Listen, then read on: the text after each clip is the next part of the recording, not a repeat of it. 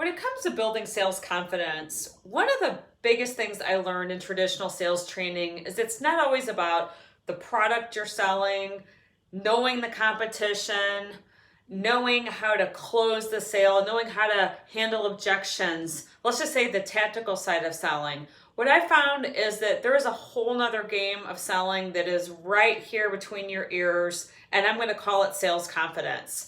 Now, to me, sales confidence means so many things, but specifically in my experience in selling and also being a sales trainer and a speaker and an author of a book from Zero to Sales Hero, it comes down to about 6 key habits that I believe help me move from an average sales performer to a top sales performer.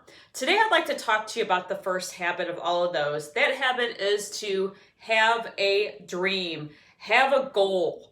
Now, I know you might be asking right now, why is that so important? I have a sales goal. I have an objective I have to meet each month.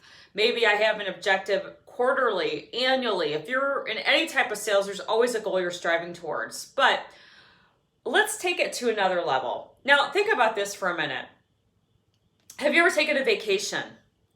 Have you ever saved up your money for a new car or something that you're really excited about? What did you want to be when you grew up? When we think about these things, let's just say taking a vacation, for instance, we have something to look forward to. Maybe buying that new car is looking forward to. Maybe taking that trip is something to look forward to.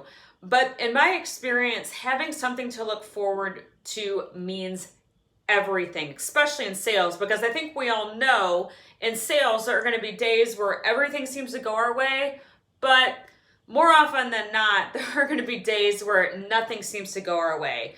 Maybe we get an angry customer. Maybe we are prospecting and someone's not nice to us. Maybe we have a lot of stress and pressure at the place we're working for to make our number.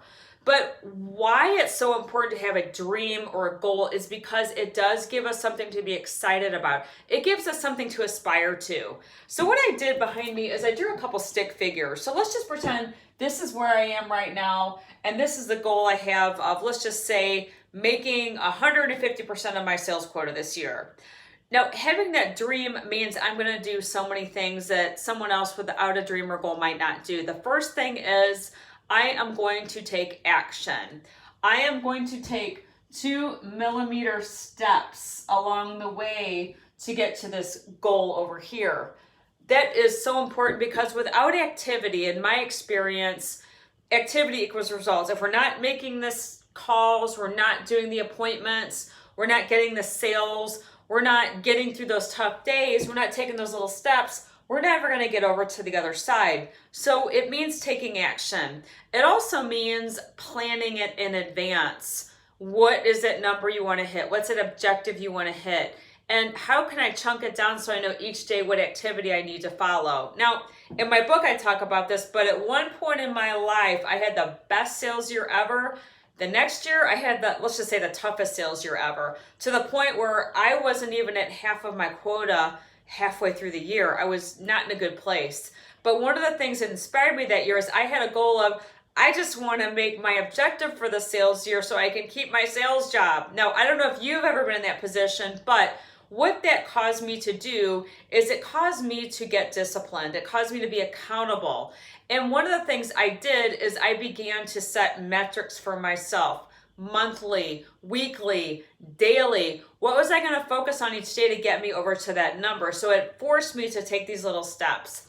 The third thing about having a dream that's so important is it inspires me to be the person that I am as if I've already made that goal. Now, going back to that tough sales year I had, for instance, it was a true test of resilience. And when I say that, I remember being scared, nervous. Oh my gosh, what if I don't make my number? What's going to happen? But then all of a sudden, the passion, the determination, the courage kicked in, and that got me to focus on the vision, and me being and acting as though I'd already hit that goal got me to eventually get to that goal. The third thing I'd like to invite you to do is to think about accountability.